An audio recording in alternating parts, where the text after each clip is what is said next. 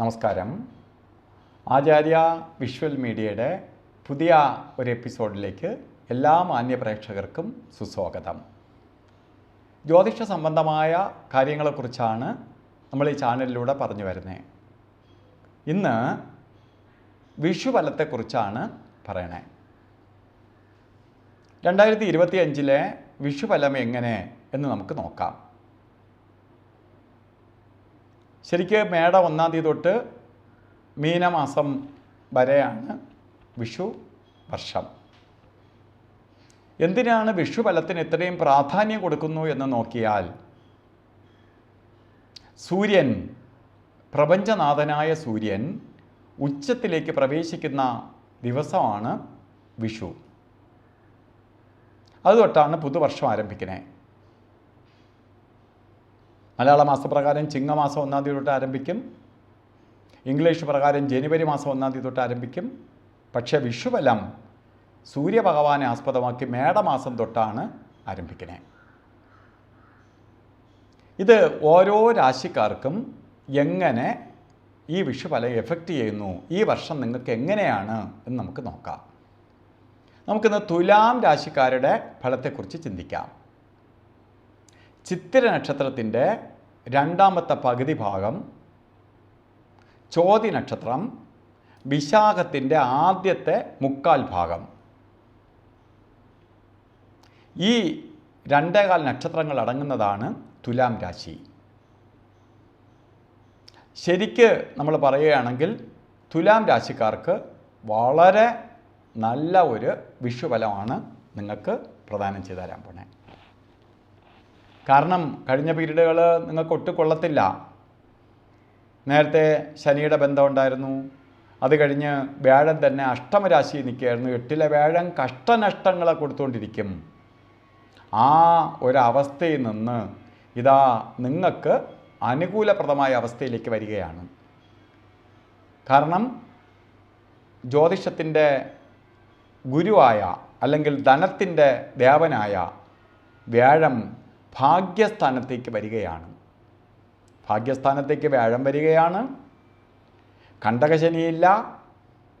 മറ്റ് നമ്മളെ ശക്തമായി തടയുന്ന ഗ്രഹങ്ങൾ ആരും തന്നെ ഇല്ല. അപ്പോൾ ഭാഗ്യസ്ഥാനത്തേക്ക് വ്യാഴം വന്നിരിക്കുന്നതിൻ്റെ പേരിൽ ഭാഗ്യദായകമായ അവസ്ഥകൾ നിങ്ങൾക്ക് വന്നു ചേരും. ഭാഗ്യത്തെ പ്രദാനം ചെയ്തു തരും. പ്രത്യേകിച്ച് സാമ്പത്തിക പുരോഗതി വരും. ഇറങ്ങുന്ന കാര്യങ്ങൾ വിജയിക്കും. അത് ജോലിയാവട്ടെ, അല്ലെങ്കിൽ വീട് വെക്കാനാവട്ടെ, വാഹനം വാങ്ങാനാവട്ടെ, വിദ്യാഭ്യാസത്തിനാവട്ടെ, എന്ത് ശുഭകാര്യത്തിന് ഇറങ്ങിയാലും ഭാഗ്യസ്ഥാനത്ത് വ്യാഴം വന്നതോടുകൂടി നിങ്ങൾക്ക് ഭാഗ്യദായകമായ അവസ്ഥകൾ വരും. അത് ഒരു കാര്യത്തിലൊന്നും ഇറങ്ങണ്ട. ഇപ്പോൾ കല്യാണം നടക്കാതിരിക്കുകയാണ്, അല്ലെങ്കിൽ അയ്യോ എനിക്ക് വീട് വെക്കാൻ പറ്റുന്നില്ല, കുറേ കാലമായിട്ട് ജോലിക്ക് ശ്രമിച്ച് നടക്കുന്നില്ല, എൻ്റെ വിദ്യാഭ്യാസം നേരെ പോകാൻ നടക്കുന്നില്ല എന്നൊന്നും നിങ്ങൾ അറച്ചു നിൽക്കണ്ട.